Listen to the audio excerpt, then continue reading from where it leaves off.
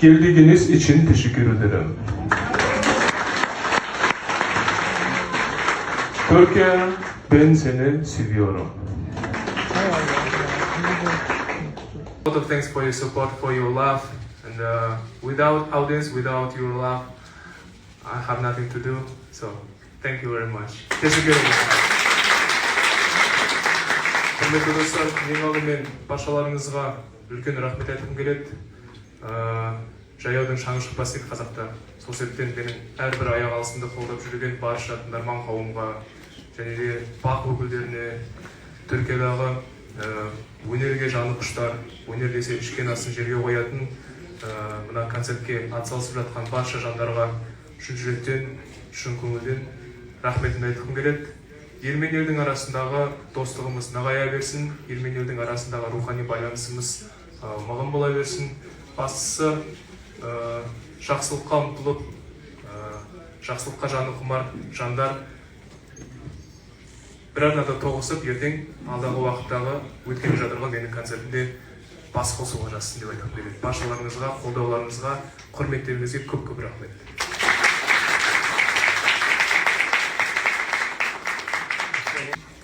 First of all, I am really happy. I have been one of the people who wanted to see you most in Istanbul.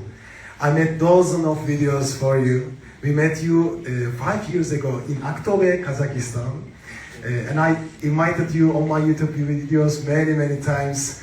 Finally, you are in Istanbul, Dimash. We did it. Welcome, brother. You are not just a voice master for us, Dimash. You are our brother, and we are proud of you. I'm sure you will prepare a great show May 24, and I'm sure your fans in Turkey bought their tickets, and they are not even breathing right now. What would you like to say to your millions of viewers? What surprises will you prepare to Istanbul concert? How do you feel now in Istanbul? Thank you, Dimash Rahmet. Шын жүректен Emre Bey sizге үлкен рахмет, çok teşekkürler.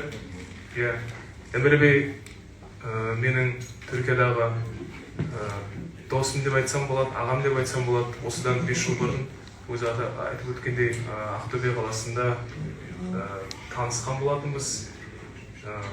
Біздің шығармашылық ұжымының ұйымдастыруымен өтіп жататын жыл сайын өтетін бақытты бала атты байқауда танысып, аралас-құралас болып кеткенбіз содан бері.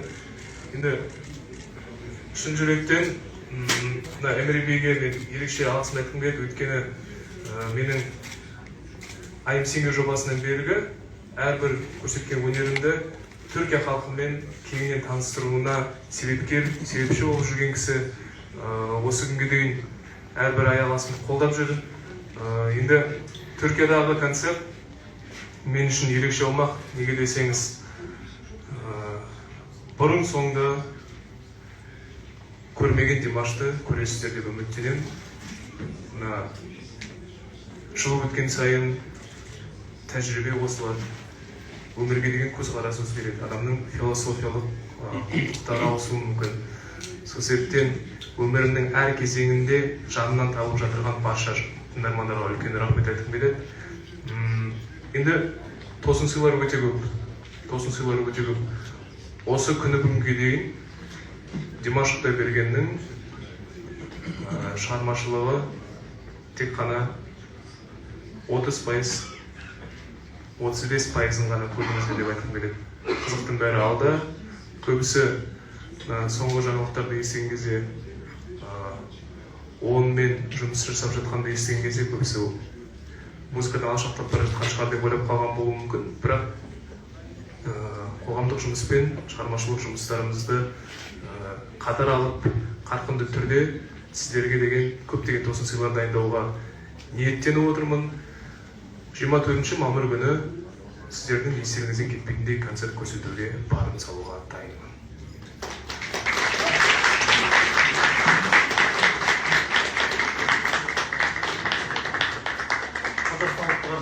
Türkiye'de тілшісі Айдос Әшімұлы, Димаш алдымен қош келдіңіз. Менде рұқсат болса 2 сұрақ бар. Біріншісі, Бұған дейін сіз көптеген әлемдік өнер жұлдыздарымен бірге ән айтқаныңызды білеміз. Осы Түркиядағы концертіңізде түркиялық бір өнер жұлдызымен немесе бір өнер ұжымымен бірге өнер көрсетесіз бе? Бұл бірінші сұрағым. Рұқсат болса екінші сұрағым бірден қояйын. Екінші сұрағым, жалпы әлемнің көптеген елдерінде қазақ тілінде ән шырқап ұлттық әнімізді насихаттап жүрсіз. Әлемдік көрермендердің қазақ әніне деген көзқарасы қандай, қалай қабылдайды олар? Рахмет. Сұрақтарыңызға көптен көп рахмет. Біріншіден, әрине кез келген өнер адамы өзінің жан серігін іздейді. Мынау өнер төңірегінде әңгіме қозғайтын болсақ, менің жанымды түсінетін шығармашылығы менің шығармашылығыммен іспеттес, бір жолды болған әдемі өнерпаз болатын болса, оны әлбетте мүмкіндігінше концерттеріне шақыруға тырысып жүремін. Түркиядағы концертте кімді шақыратынымды әзірге айтпай қояйын, ол құпия болсын, және де келіссөздер өз мәресіне жете қойған жоқ. Концертте міндетті түрде Түркияның ең белді бір тамаша әншісімен немесе өнер ұжымымен өнер көрсетіп, қазақ елі мен Түркия халқының бір-біріне деген достық қарым-қатынасының үлкен айғағын сахнаға алып шығып көрсеткіміз келеді. Екінші сұрағыңызға жауап берейін десем, біздің баспасөз қызметкерлерінің, бақ өкілдерінің атында мен сүйікті тыңдармандарым тұрып, осы сұрақты тікелей сол кісілерге қойсаңыздар болады деп ойлаймын. Шын жүректен осы сәтті пайдаланып, тағы бір мәрте, мен рахмет айтудан шаршамаймын, тағы бір мәрте рахмет айтайын. Осы күнге дейін менің қай тілде болмасын шырқаған әндерімді жаттап, тереңнен түсініп, ұғынуға тырысып, қай тілде ән салсам, сол тілге деген құрметін көрсету мақсатында сол әндерді жаттап алып, мен өзім қазақстандық, қазақ болғандықтан біздің елге, біздің тілге, біздің дәстүрге, біздің тәлім-тәрбиемізге сүйсініп, құрметтеп, құрметпен қарап, қазақ тілді әндерді әлемнің қай түкпірінде болмасын, концерттерінде барын салып, шырқап жатқан тыңдармандарыма үлкен рахмет. Сіздердің арқаларыңызда менің ойымша көп жерде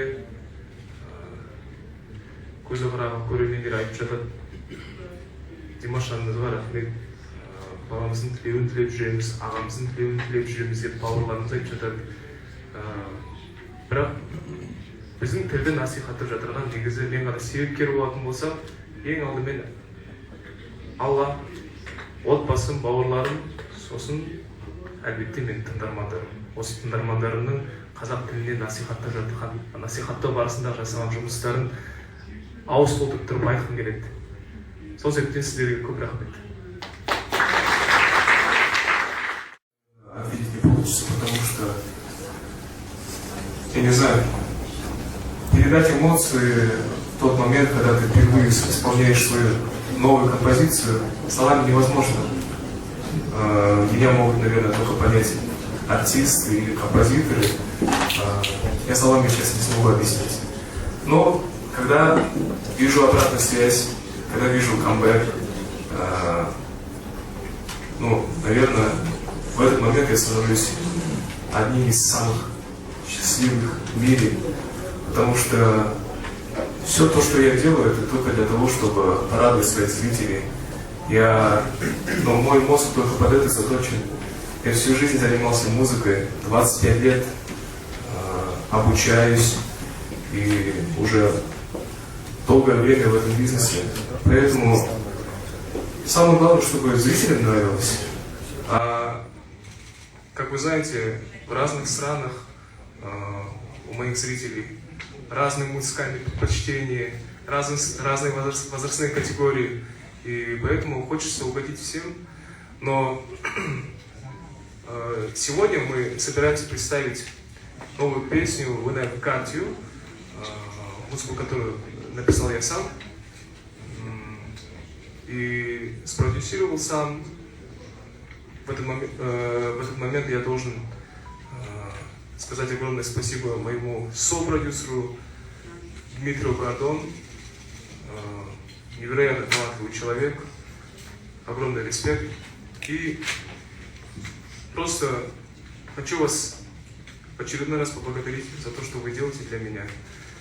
В целом, я долго, конечно, над этой композицией работал, над клипом очень долго поработали, и сейчас, пользуясь моментом, хочу передать слово своему другу, брату, человеку, который создал этот шедевр,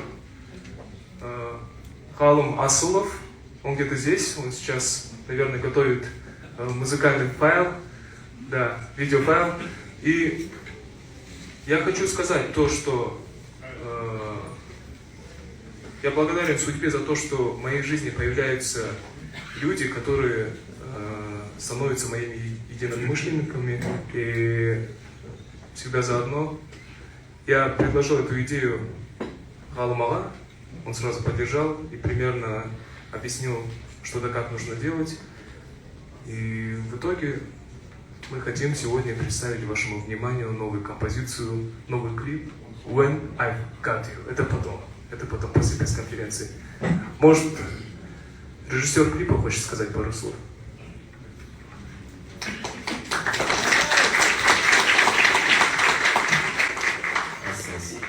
Сәлеметсізбе қонақтар, достар. Осы конференцияда мен өте қуаныштымын болуға. Біріншіден Қанат аға мен Димаш досыма алғысымды білдіремін. Ал енді сіздің рұқсаттарыңызбен мен ары қарай орысша жалғастырайын. Рахмет сізге. Дорогие друзья, дорогие зрители, уважаемые гости, создавая данную музыкальную композицию по идее самого Димаша, мы задавались вопросом, что если в альтернативной вселенной мог бы Димаш быть в образе некого персонажа романов, скажем, в стиле Дракулы или Доктора Хайда, скажем так. Поэтому наши фантазии, мы судить наш клип не можем, будете судить вы. Поэтому спасибо всем, надеюсь, вам всем понравится. Спасибо.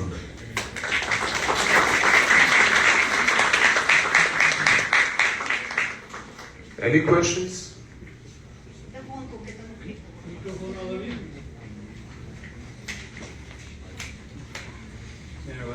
Merhaba. Aytadan, hürmeti.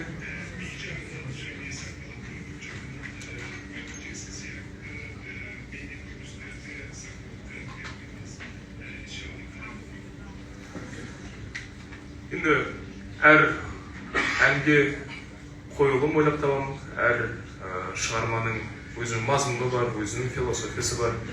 Егер де ән соны талап етіп тұратын болса, міндетті түрде соған хореографтармен әдемі нақышына келіп, биді қойып, соны нақышына келтіріп, билеуге тырысып жатамын.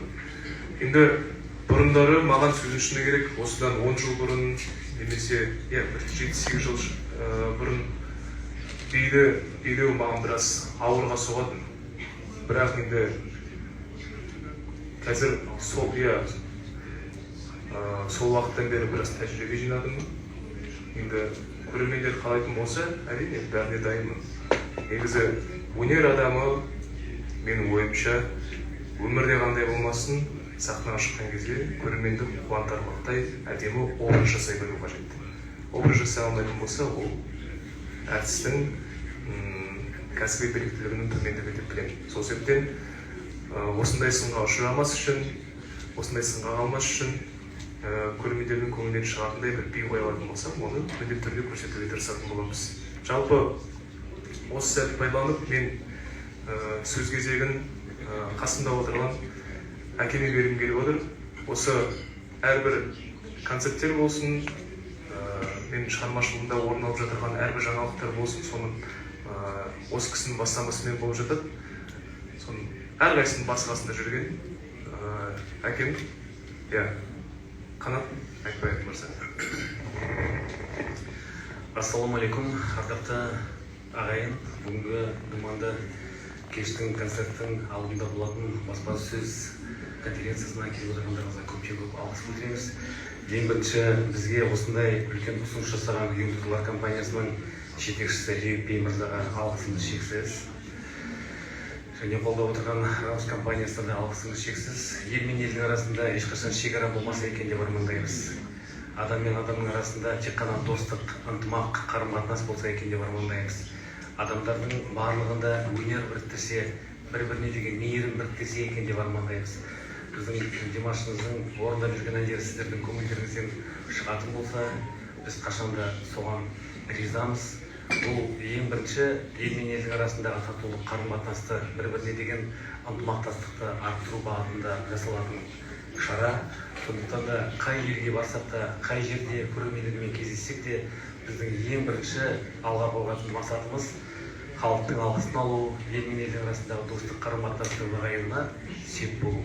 Осы орайда сіздердің жасап отырған бүкіл ықылас ниеттеріңізге, Димаштың барлық тыңдармандарының таза пейіліне алғысымыз шексіз. Түрік-қазақ достығы жасаймыз.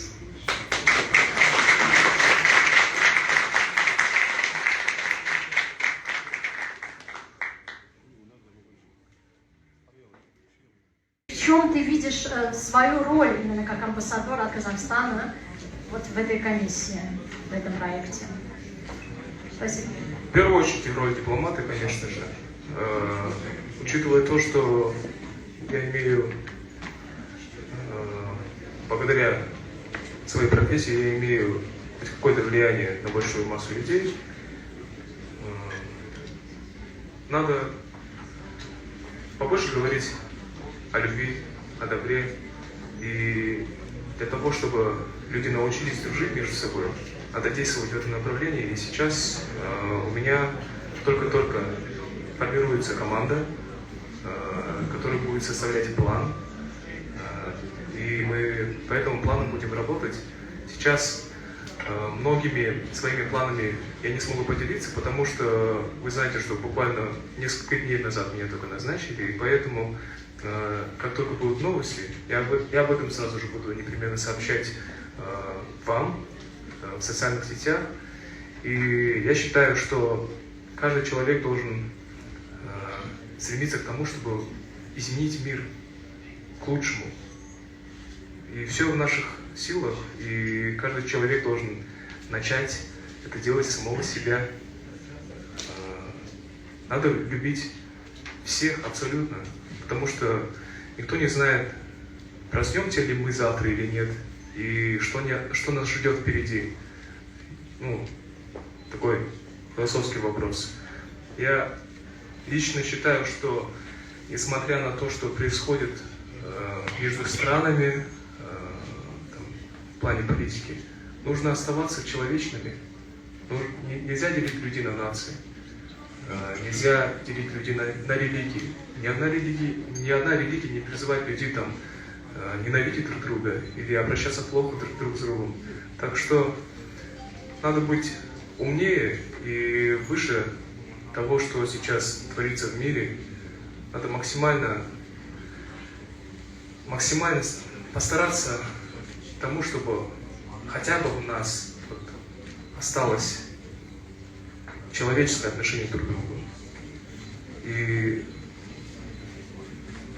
хочу в этой связи поблагодарить своих слушателей за то, что они на своем личном примере доказывают то, что можно жить под одной крышей, под одним небом, несмотря на то, что мы все представляем разные национальности, несмотря на наши языковые барьеры. На концертах особенно я это четко ощущаю, когда ты стоишь на сцене и выступаешь перед многотысячной аудиторией, 50 тысяч человек, или 30 тысяч человек, или даже 100 тысяч человек. И ты видишь, как разные представители разных наций, разных религий поют с тобой вместе. Я ощущаю себя главой одной большой семьи, многонациональной семьи, где все члены семьи любят друг друга, уважают друг друга. И за это хочу вам сказать огромное спасибо, за то, что вы делаете мою жизнь намного ярче, намного миролюбивее. Спасибо.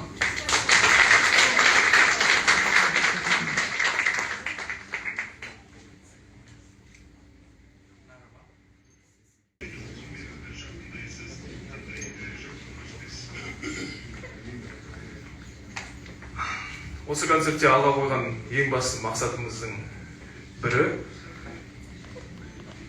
түркі халықтарының, соның ішіндегі түркі елі мен қазақ елінің достығын, бір-біріне деген ерекше шексіз құрметін күллі жаһанға жар салып әдемілеп көрсету.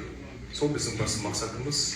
Және де сонымен қоса жергілікті тыңдармандарды қазақ әндерімен және де қазақтың орындауындағы түрік әндерімен әдемілеп сусындатып, тамаша көңілді кеш сыйлау. Сұрағыңызға көптен көп рахмет. Teşekkürler, teşekkür.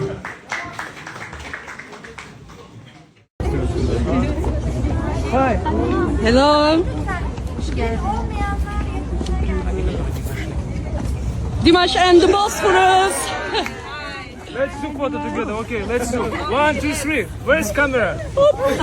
Только маска, только в маске. Dimash, did you try to play our gift bağlama? I will try. Okay then.